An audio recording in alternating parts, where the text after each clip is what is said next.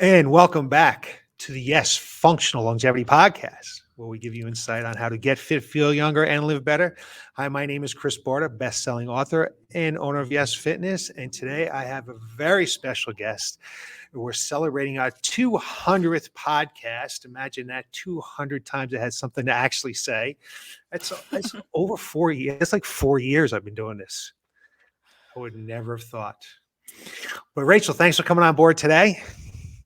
Thank you for having me. Hi, everybody. I'm Rachel Cosgrove, and I'm excited to be here to celebrate the 200 podcast. That's amazing, Chris. Yes, it is kind of amazing when you really think about it. Yeah, Like I had 200 topics we talked about.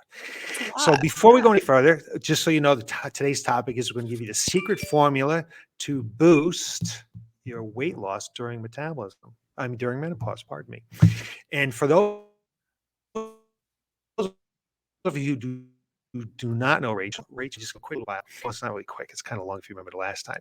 For our dedicated listeners, you might remember that Rachel came on way back in our 8th podcast to discuss the D2S or Drop 2 Gene Size program. So just a little bit about Rachel, give you an idea if you don't know who she is. She's a 2012 IDEA Personal Trainer of the Year. She's a co-owner and operates Results Fitness in Southern California for, I think, over 21 years now, or 22 years now. 22 years. I'm always a year ahead of you. I should remember that. So Results Fitness has been named one of the top gyms in the United States by Men's Health. I don't know how many times in a row, 3-4 times in a row. Women's Best Gym by Women's Health Magazine, 2011. Rachel has a bachelor's degree in physiology from the University of California. She has multiple certifications. She is a strength and conditioning coach with the National Strength and Conditioning Association, International Society of Sports Nutrition, USA Weightlifting, Functional Movement Systems, Precision Nutrition, USA Weightlifting. You get the idea. Rachel knows what she's talking about. She's featured in many magazines. Like if you don't know who Rachel is and you're in the health and fitness business, then you've been living under a rock. Well, thank you, Chris. That's quite the introduction. You're welcome. You're welcome. I just want to get the point across here that Rachel is someone that you want to listen to. And at the end, we want to get your social media stuff in case somebody wants to start following you and listen to what you have to say. So, okay. We coach people over 40. My average age clientele is 57 years old. I know you're coaching people over 40 years old. And menopause and weight gain is always on everyone's mind. And it's not something that they typically will discuss with me. I think it might be a male-female thing. So I thought having you on and having a female, you're not quite there yet, I don't think, might be a little more credibility to what has to be said today. I do know that women will complain about hot flashes in class and stuff like that. But before we really get into the hormones and nutrition and exercise, all this, I want to think about the place where they really need to start. I think they really need to start with their mindset, this mental hurdle, because at the middle age, they start to think about everything's working against them and they just can't make change. And they've tried all these things all these years. And if they don't have the right mindset, they're not going to be able to get it done. So do you find mindset to be the first hurdle someone needs to overcome in a situation like this? That's huge, Chris. I think I'm 47. So I'm not menopausal yet, and I don't think I'm in perimenopause yet, but I definitely have worked with a number of clients who have been through, perimenopause, menopause. And I think you're absolutely right. I think as we all age, all of us, right? Like as we start to, I start to approach 50, it's so easy to give in to, oh, I'm just going, this is, it's too late. I'm just going to, gain weight. This is just how it's going to be. And your mind is so connected to your body. If you start to say those things, your body's listening. And so as soon as you start to give up or start to think, oh, it's too late, or, oh, I'm not going to be able to make any changes in the way that I feel or the way that I look, and your body's going to go, oh, okay, you're right. You're not, and you're going to start to, have a harder time, right? Like we have to start with the mindset. So I love that you started first with the mind, because if you really, decide in your mind that you're going to control the things that you can control, we can't control everything. Right. Hormones are powerful, and I'm sure we're going to get into that. But Mhm. we can control our mind. We can control what our thoughts are. We can, think about our thoughts. We can start to really, look at, making sure that we are ending the negative dialogue that we are saying to ourselves and starting to plant those positive seeds to be able to, make this whole thing much easier. There's so many hurdles that come with menopause. I'm not going to have to experience them other than living with my wife. But the lack of sleep, insomnia, the hot flashes, cravings, you're tired, your Yeah, the list lifestyle has of changed a like, little bit, yeah, it's right? like so many things. Yeah. I It's mean, so many things, it's and enough to make anybody crazy.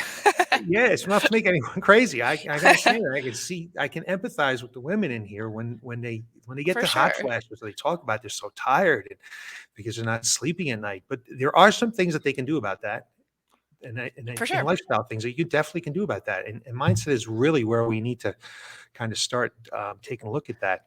Yeah, and I Um, think, definitely knowing and meeting and hearing stories of other women that have, been able to, mhm, go through perimenopause, menopause, and I think that helps your mind because you're like, okay, it is possible for me to do some of the things, which I'm sure, we're going to get into that mhm, will make this, possible for me to. We've had so many clients that have reached their peak health and fitness in their 50s and 60s, where they're in yeah, the best shape of their life. Like mhm, they're doing things they never thought they could do. mhm. And so, to really shift that mindset of like, what can I do rather than, you know, giving into, oh, I'm just getting older and I'm going to be weak. I'm going to Right. be frail. I'm going to, Mhm, mhm, gain weight. It's going to be mhm. harder. Like, if you just start to say those things, then you're probably right. And that just leads to some really poor lifestyle choices. When you get Sure. that mindset, you start to get depressed. You'll maybe start self-medicating. It's going to Hmm. really worsen your sleep. You're going to start even worse because you're going to think about eating. Like, okay, so what's the difference? I'm just going to gain this weight anyway. I'm going to gain the weight. So having the right mindset is where we really need to start. So once they've got it in their mind, all right, I can do this. I listen to Chris and Rachel. I know I can do some of these things. Where should they start? Like, where should they start the measurements from? Yeah, I mean, my advice to my clients is they start approaching their 40s and start Mhm, worrying about, premenopause and, maybe start noticing some hormone fluctuations. mhm, One, I mean, see your doctor. Like, you should have a doctor you mhm, trust, somebody that, we're not doctors. So, you definitely mhm, want to be working with a doctor who can help you, figure out what's going to be best for you, whether, you should go on some kind of hormone replacement therapy or if that's something that's, right for you and mhm. your body. But that's something you do want to discuss with your doctor. But there are things that you can control. And, I always, say to my clients, like, let's talk about what we can control, Mhm. and I think, as far as measurement goes, like you said, what your question was, what should we measure, Yeah, what right? should they how should they Um, measure their starting point in their progress as they've got the right mindset now they wanna take the journey of taking on trying to lose some weight, trying to transform their bodies again. Yeah, and I think one, do not look at the scale, right? Right. I can tell you what not to do. Don't look at the scale because Mhm, our goal, especially at this time in your life, is to build mhm, muscle and not mhm, even just muscle. We want to build bone too, right? mhm, So we have so many clients that as they start to strength train, they've actually gone from being high risk for osteoporosis to mhm, being no risk for osteoporosis. So you think about that, like if you're building bone and then if we're building muscle, right? So we're getting stronger, we're increasing our metabolism, we're decreasing our risk of injuries, we're making our body, more efficient and able to do things that it couldn't do before. That's all of that is what muscle will do. And so we want muscle, we want bone, mhm, we want to build. And so I think that shift in your mindset as well of because I think a lot of women do, I want to lose weight, I want to be skinny. mhm, And so shifting from that, being less and instead starting to focus on, hey, if I focus on building, if I focus on, mhm, gaining strength, if I focus on building muscle, and measuring how much strength have I gained? Am I able to do, like do some base strength tests at the beginning and start to watch your progress as you're, progressing and able to go from not being able to do a push up to doing a push up, right? Mhm. And, probably doing a body composition test where you can see that, yes, I am building muscle. My weight might not be changing because you might not lose weight Right. through, perimenopause, Mhm. menopause. But as you start to build muscle, if your weight's staying the same or maybe it's going down some, your body's going to change. And if you Mhm. add strength training into that equation, that would be, I would say, what would be the most important measurement is, are you getting stronger? Are you getting fitter? Are you building muscle? And are you really headed in the direction to be, a healthier person through the next 10 years? Right. Right. I think your first point of staying off the scale is the number one thing. Stay off the scale. It's just like you say, no matter what that number says, it says fat, right? So you need to stay off the scale. And then if you have the ability to get body composition done, like at our facilities, we have a body scan, that's a great way to be able to measure whether what's happening is happening what I want to have happen. I'm gaining some muscle, I'm losing some fat. But if you don't have those things, take a tape measure to your belly button, right to your hips, or find an article of clothing and put it on and say, hey, this is how it feels. Maybe take a picture of yourself so that as you go through this process, it's not going to happen overnight, right? We didn't get out of shape overnight. We're not going to get in shape overnight. But as you find yourself getting stronger, and you're lifting some more weights, being more fit, that the clothes are going to start to fit better. So find yourself a starting point, whether it is an in-body composition test or an article of clothing or some kind of measurement or a picture. Just find somewhere to start. Now, where like we pretty much know you got to have some kind of caloric deficit to make a change in our fat, right? Hopefully, we're losing fat, not muscle. Right. Uh, where do you stand on calories? Do you think you should count them? Should we not count them? If we do count them, how would you figure out like a target number to be at? Do you believe in diet recall? Like, what are your little quick philosophy on that stuff? Uh, uh, Calories count, right? Like, yeah, Mhm. like you said, scientifically, we do have to eat less than we're burning. And so Right. if we're gaining fat, if we're in a where we're actually gaining Mhm. fat, we're eating more calories than we're burning. So we need to get that equation working properly. So adding Mhm. exercise in, starting to build muscle, starting to get our metabolism up, that's going to be one way to burn more. And then we do want to look at, how much are we taking in? And I do think it's a good idea. I especially find, as women are in going through, their 40s, 50s, 60s, Mhm. life can get more sedentary. And so it's really easy to be burning a lot less calories than you used Mhm. to. And maybe you're still Mhm. eating the same that you were before. And so you think I'm getting older and it's getting harder, but actually you're more sedentary, right? Like Right. actually you're not Exactly. moving as much. Exactly. I know for me, like I was a coach on the floor coaching clients and like I was way active, right, in my 20s Mhm. and 30s. And then I started doing more business coaching and started, more office work, right? And I think a Right. lot of people go through that transition where they start to, they get the job that's, maybe they've worked their way up their whole career to Mhm. get to the job where they get to sit at the desk and now they're much less active and they maybe lifestyle's different, right? Like maybe they have the means to be able to enjoy fine dinners and wines Mhm. and travel and some of the things that they maybe didn't weren't able to when they were younger, and so they want to enjoy those things. And so it is a good idea at this point to take an assessment of where you're at, as far as Mhm. your calories go. Mhm.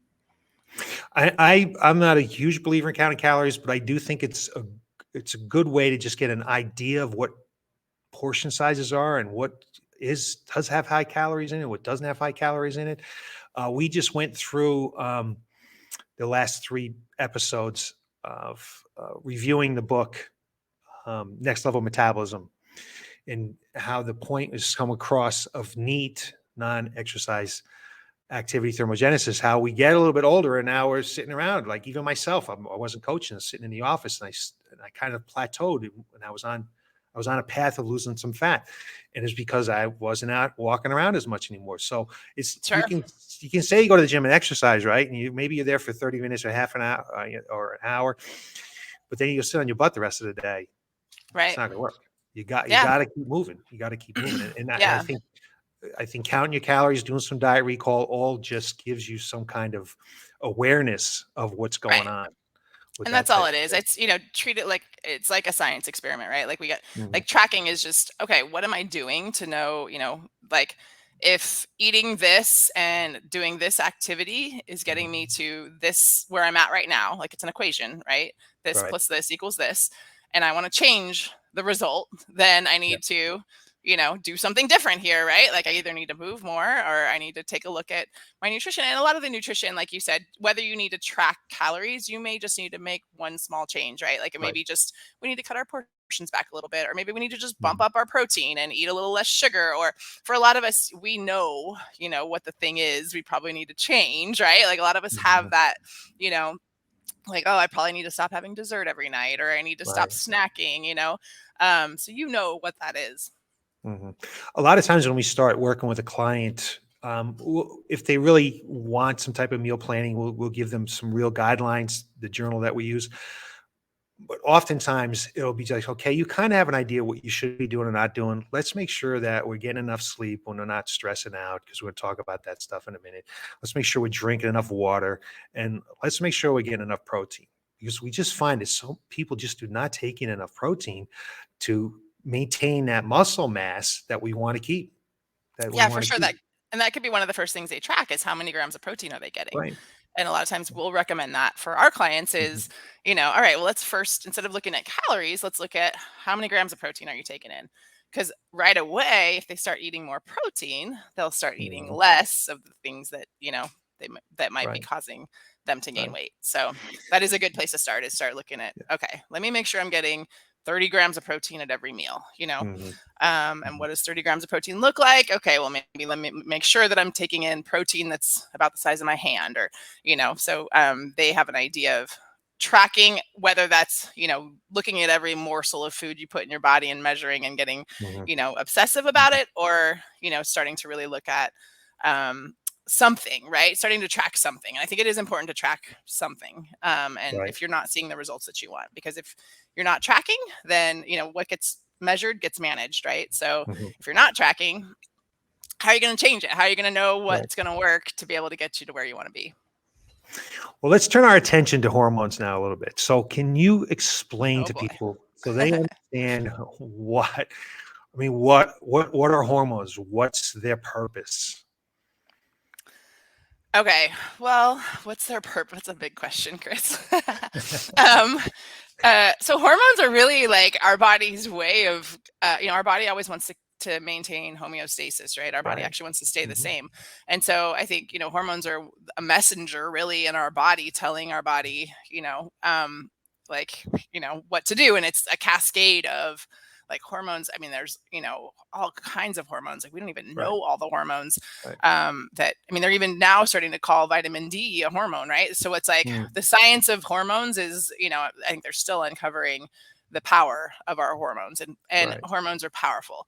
The cool part is we do have control over some of our hormones. I mean, things Mhm. like insulin, right? So Mhm. insulin goes up when we eat sugar, and insulin tells our body to store.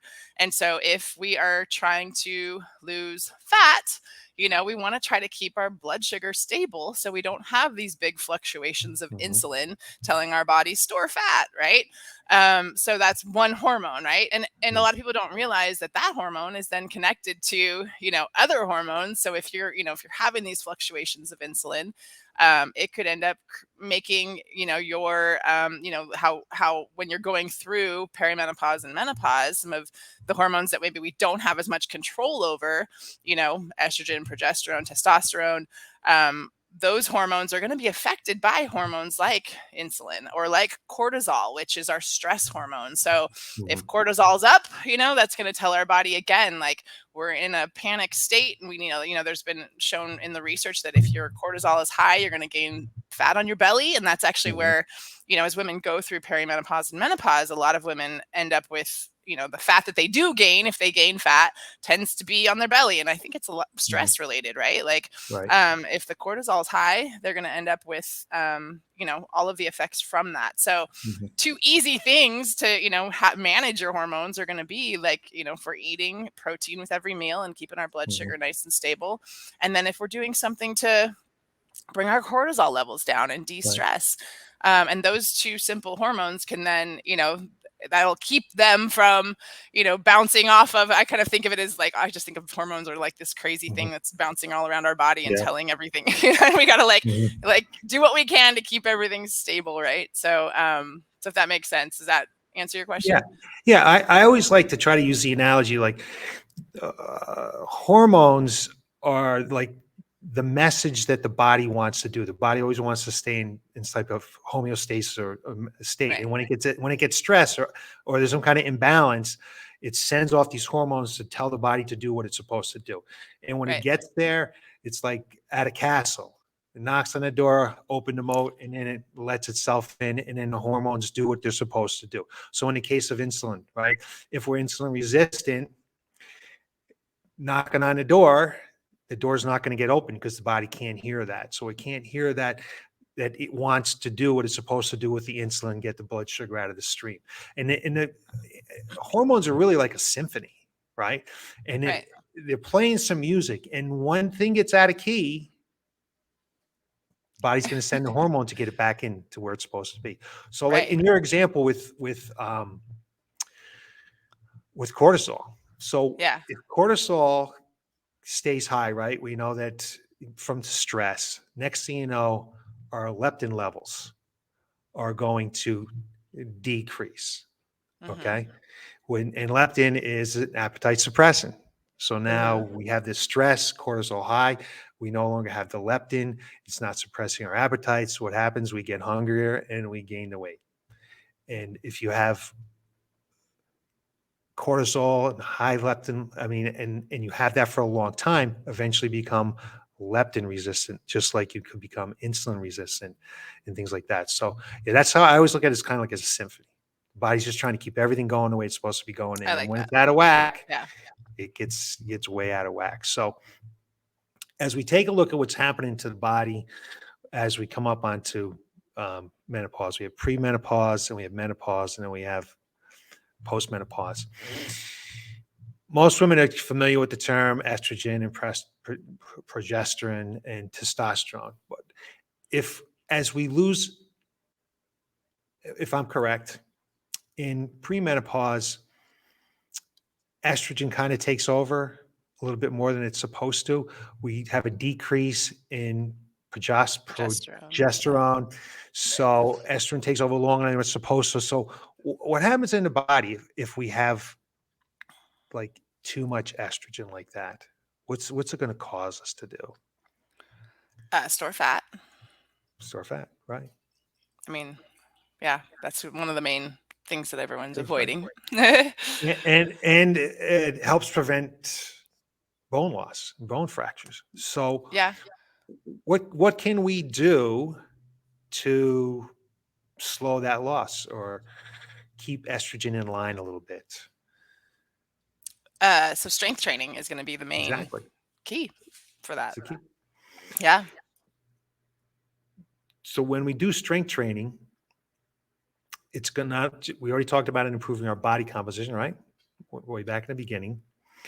Yep. And it's going to keep estrogen in line. But then when we get to menopause and postmenopause, we no longer have estrogen, right? Or we don't have as much As estrogen much. Right. as much. So what can we do about that? How can we build more estrogen? You're quizzing me. I Exactly. don't know all of this. Yes, I'm just not like like These are hard questions. well, I have some hard questions. So strength training again It's going to be, is going to increase estrogen as we get older when we get through menopause, right? So strength training is a key to so many things. yeah. I mean, bottom line, strength training is going to be the answer to anti-aging, right? Like that's the Mhm, answer to building the muscle, building the strength, keeping our mhm, hormones stable. And I think there has been a lot of research as far as strength training to keep those hormones in balance and keep them mhm, stable. And mhm. when we lift weight and testosterone, which Exactly. women need testosterone, and Mhm, like that's one of the big ones that does decrease that I know has definitely been directly related to strength training, along with growth hormone as well, which growth hormone helps us to drop body fat, Mhm. and I think, for like, I think for a lot of women, I remember when I did my first book, I was Mhm. at I was at Rodale doing the photo shoot, and they talked about how Prevention Magazine was always looking for pictures of women walking, and that was Mhm. like, because that was what they thought, extra women did once, Right. you were in Right. your, 50s or 60s, you walked, like that was your exercise. Mhm. And so I think, it just, I always think of women walking, like, and so really shifting that from, women, like women making walking as their priority exercise. And yes, we do need to be active and we need to get our Mhm. steps in and we need to make sure we Mhm. aren't sedentary, but shifting your priority for your workouts, like looking at your week and going, okay, yes, I'm going to be active. I'm going to get my steps in. But when am I strength training? Like where's strength training going to fit in? Because that's going to be my Mhm. number one priority to really being able to get through perimenopause and menopause, feeling the way I want to feel and keeping my hormones stable and, being strong and, actually getting to where you're reaching your peak health and fitness, through what most people end up giving up during, right? So yeah, absolutely. I mean, it's like strength training is like this, secret that I think a lot of women don't make their priority because they Mhm. think, and I think a lot of women need help, right? They need a coach. They need someone Yeah. like you, Chris. They need someone like our, Right. our gym, right, to help them with Right. it, Right. because it is the secret to, staying young and really maintaining those hormones. I think strength training along with nutrition, and stress, like if you get your blood sugar stable with your nutrition and you manage your stress, you're going to end up Mhm. getting through perimenopause and menopause feeling like, from what I've seen from my clients, and that's, Mhm. I definitely, as I'm approaching, I'm like, okay, I Here we gotta, go, Rachel. like, do it, it's got to work. It's got to be a priority, right? So that's the key. Yeah, I think I'm always surprised when I talk to a client and I say, what do you like? What do you like most? What do you like? Do you like metabolic workouts? Do you like strength training? They almost always say they like the strength training. They like the feeling of feeling strong. They like the feeling of feeling tight again, and they like what it does to their bodies. And they feel so empowered that they can do this. That they can do some kind of strength training, right? Yeah. Yeah, well, for a lot of women, I mean, especially, the demographic that are right now, turning 40s, 50s, 60s, we grew up with, you know, like you can't do a push up, do a girl push up. Mhm. You can't, lift too heavy, you're going to hurt yourself. Mhm. You can't, like, you can't do a pull up, just hang from the bar and do the girl version, Yeah. So we grew up with this, like, mental dialogue of, like, you can't do that. Can't. So when you start to flip that, I mean, we go back to mindset of what we've started this conversation Mhm. as, and start to go, wait, what can I do? Like, Mhm. who cares that I'm, 47 years old? I mean, I've, in the last couple years, have learned how to do monkey bars and climb a rope. Like, I've, like, done things that I've never done before in my life, right? Like, Mhm. don't think you can't learn new skills or, get stronger or lift more weight or learn how to do a push up for the first time in your life. Like, all of the things you've been told all your life, can't, shift that to what can I do? And you're going to be Right. surprised at how much you can do and how much, as you do shift that mind and start to look for what can I do, it's going to help you to, keep progressing your health and fitness as you get older. I, th- you know, the not the like the generation that we coach, not over 40, but the 56 years old. Back in the 70s, it was just so much was just aerobics. Do aerobics, do Yep. aerobics, do aerobics. Don't Mhm. pick up weights, do aerobics, make your light weights. I mean, aerobics. And that just destroyed our bodies, right? Because we Yeah, lost and muscle, we especially lost now, fat. like when that's like, if Yeah. you're doing that into your, Yeah. 40s and 50s, you're going to be like losing bone mass, losing muscle, Exactly. really setting Exactly. yourself up to like make this very difficult. Yeah. Make it difficult. And strength training has such a powerful effect, positive effect on all of these hormones that we just discussed. There's a positive effect on estrogen and testosterone and leptin and cortisol. So strength training, obviously I wrote a book about it. I think that's I think that is one of the biggest keys to getting through menopause and living a longer, healthier life. I mean, if you're going I to do agree. something, you Yeah. need to lift weights. That's what you need to do. Yeah, well, we think about like, as we age, one of the main things that happens as we age is we atrophy, we lose muscle, our bodies get weaker, Mhm, and that doesn't have to happen. Like, that doesn't have to happen at all. mhm, We have control over being able. You can gain strength right into your 80s, 90s. Like, people have gained strength. It's just you got to make a concerted effort to do that. mhm. So I think, yeah, if people start to realize what is possible and that you can, and that you won't hurt yourself. I think a lot of people are afraid, oh, if I lift weights, I'm going to hurt myself. If you work with a coach who knows what they're Right. doing and who knows, how to start you at a place that is going to be safe for you and that is going to progress you slowly over time, you're only going to see, progress and, improvements in your strength and your fitness and your health. So, definitely work with an expert. I think that's really important to not try to do it on your own. Yeah. If someone had, um, 1 day a week to exercise, what would you tell them to do? Strength train. Yeah. What if Full they had body 2 days strength a week? training program.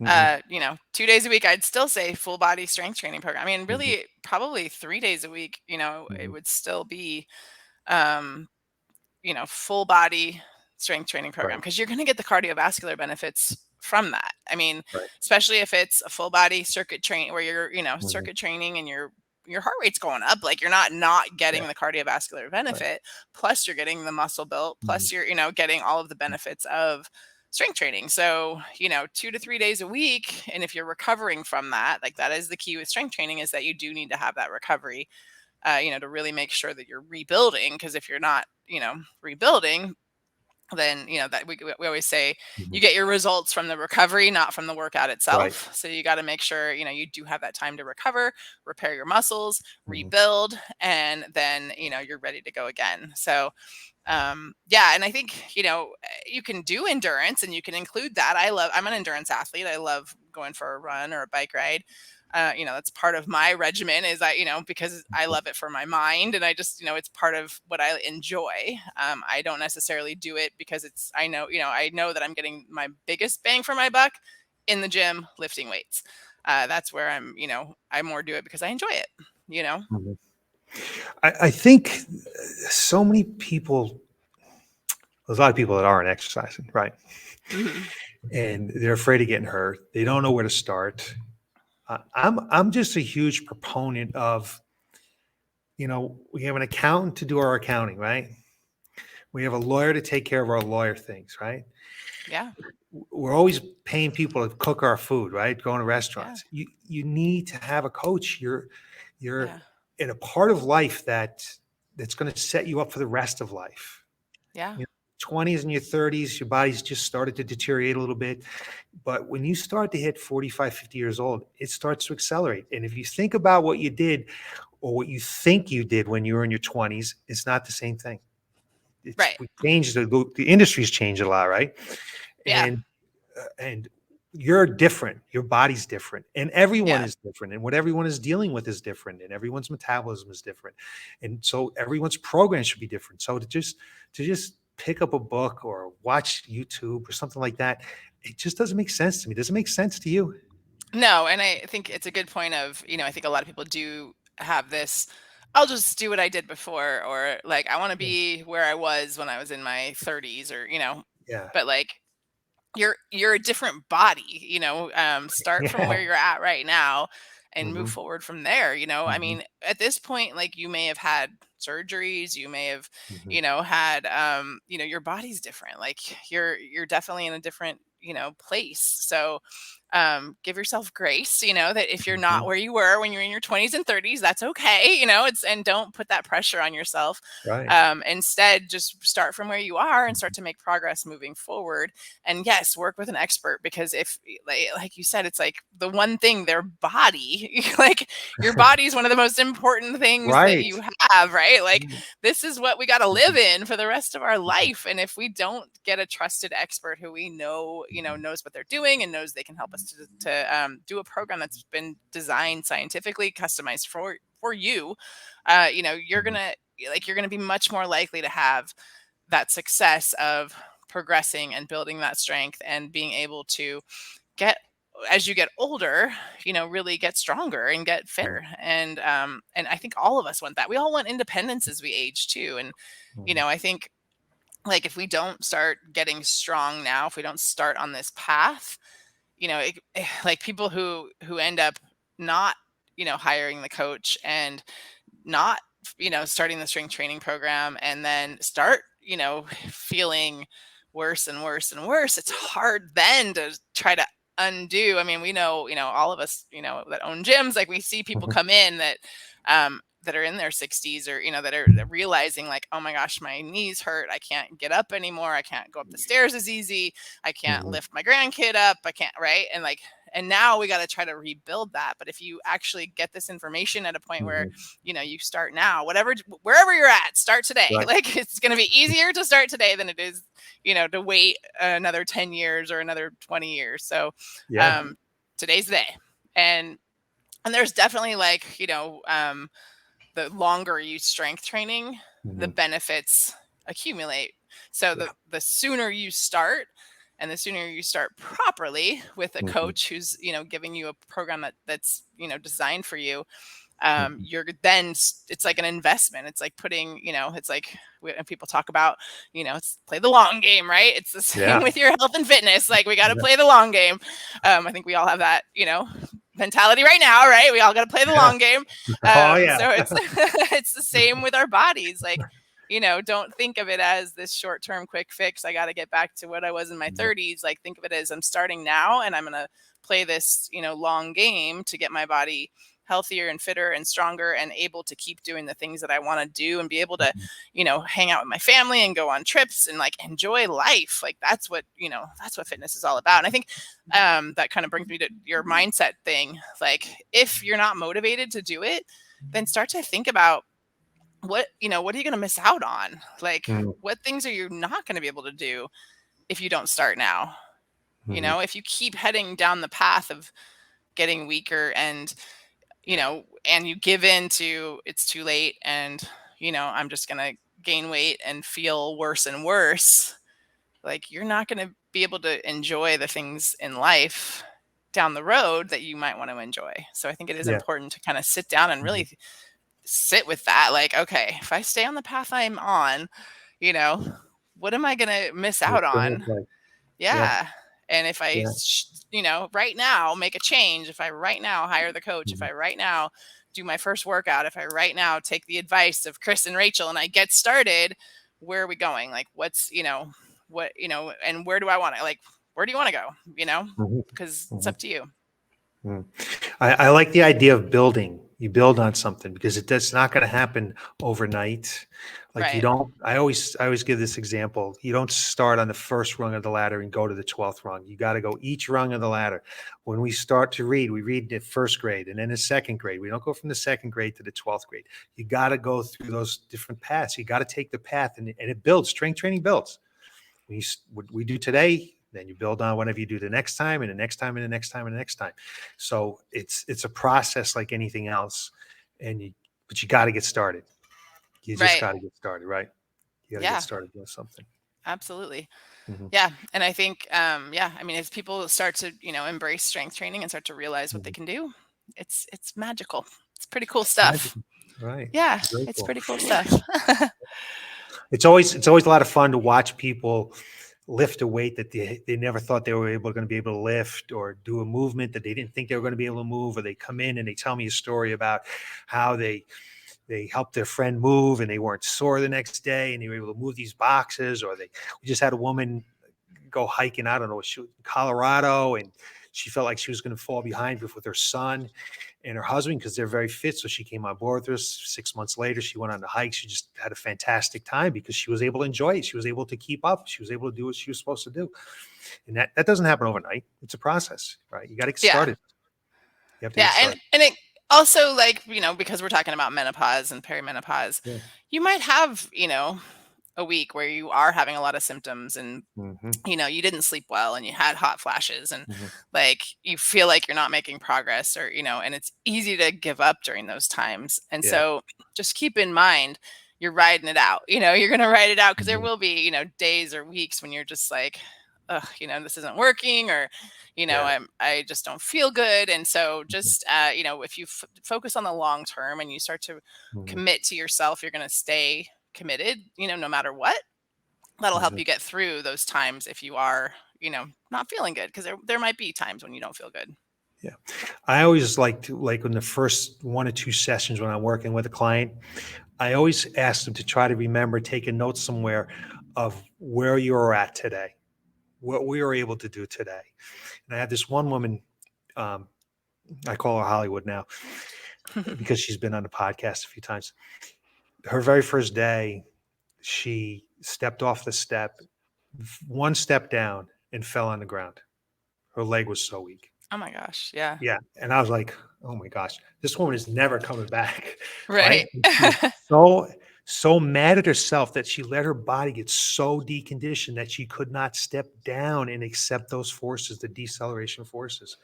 Now she goes around like crazy. I mean, she's exercising like crazy Yeah. and doing great things. So just always remember where you were that those first days. If you're not working with Rachel and I, you're somewhere else in this country and you're doing some stuff, just make a little note of where you are. And a month later, just see the difference in how you feel and how you move. 2 months, 6 months down the road. And when you have those tough days like you're talking about, because we all have them, even if we're not in menopause, we Right. all have a tough day where we just don't feel like we're there. Just remember what we were like because we made progress. We made some changes. And you got Yeah. to stick with it. Consistency. Yeah. It's a great point. Absolutely. Yeah. So I appreciate all your knowledge today, Rachel. You gave us some Well, good stuff to thank think you for about. having me. Yeah, this is definitely a fun topic, and it's something. Yeah. I mean, like, I was just thinking about a story of one of our clients. Yeah. She she's joined. It's been probably 15 years she's been a member of our gym. Mhm. And I know, like, you have clients that you've seen actually go from, Yeah. maybe in their 40s to their 60s, right? Mhm. Mhm. She's now 67. And the other day we were all finishing up class and she had just done some kettlebell swings and she just reached down and Mhm. touched her toes. And she said, this is my childhood. Like, because I didn't have a childhood, I didn't realize I could be active when I was young, and I Wow. was never encouraged to be active. And so she gave this whole speech about how, like, now I get to be a kid. I get to touch my toes. I get to, she hikes mountains. Like, that's her thing. Her and her Yeah. husband go Yeah. and hike all these mountains. And so, Mhm. like, she's like, this is her childhood at 67 years old. And it was just one That of is those moments where I was like, huh, fantastic. there you go. Yeah. Like it's not too late. That's Here great. she is having her childhood because now she actually Mhm. can do all the things that Mhm. she wasn't able to do before. And Mhm. so, I think that's what you and I want for everybody, right? We want Absolutely. that That's why we're in the business. feeling. Yeah. Like, That's why that's why we absolutely. do what we do. Right. Yep.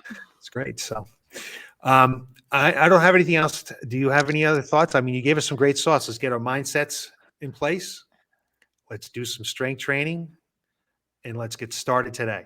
You're going to take 3 Yeah. points out of today. I think those are, Mindset, yeah, I strength think, training, get it moving. comes down to, like, control what you can, Mhm. you can't control everything. And, yes, depending on your body, your hormones Mhm. may end up not playing the symphony you want them to play. Right, right. But, at the same time, just ask yourself, what can I control? I always ask that about, it's always my, like, go-to when I'm stressed Mhm. out, overwhelmed, anxious. Mhm. Like, what can I control today? Like, what is the thing I can do today? And, the thing I can control is I can hire the coach. I can go make myself a healthy meal. I can, Exactly. do a workout. Mhm. These are the things like that we have control over. And Mhm. so even if you don't feel like it, even if you're like, I'm tired, I don't have the energy, I didn't sleep good last night, I'm having hot flashes, pick one of those things and do it. Just start getting the momentum going. Because Mhm. I feel like a lot of people wait to feel motivated, and Mm, mm, action is what gives you motivation. exactly. So take that action, call the coach, do the Mhm, workout, eat something healthy, do some stress relief, mhm, and you'll start to then, once you have that action happening and realize, oh, I'm doing it, you'll tend to feel like more motivated to start right. thinking about doing more. So I hope this has Mhm. helped those of you listening, and thank you for having me, Chris. Well, thank you, Rachel. Celebrating our 200th podcast. It's It's a amazing. big I'm so proud deal. of you. Yeah, Yeah, it's yeah. so awesome. I mean, you've helped so many people over these Mhm, 200 podcasts with all the information you've shared and, mhm. bringing on different people. And it's just Yeah, awesome what you're doing. So, yeah. congratulations. You Thank should be you. I proud. appreciate that. Thank Yeah. you. And I want to thank everyone for listening to what we have today, what we said today. Rachel, could you give us how, if somebody wants to get a hold of you or follow you, Sure. all that? Yeah. Yeah. I'm real active on Instagram. So if you Mhm. jump on, it's rachelcosgrove.co. So RACHELCOSGROVE.co. So if you jump on my Instagram and follow me there, that's probably the Mhm. easiest way to get a hold of me. Mhm. Yeah. And then we'll go from there. Go from there. All right. Awesome. Well, thanks everyone for watching and participating in our celebration. And you can look for us next Tuesday for more insight on how to get fit, feel younger, and live better. Have a great evening. Thank you, Chris. Thank you.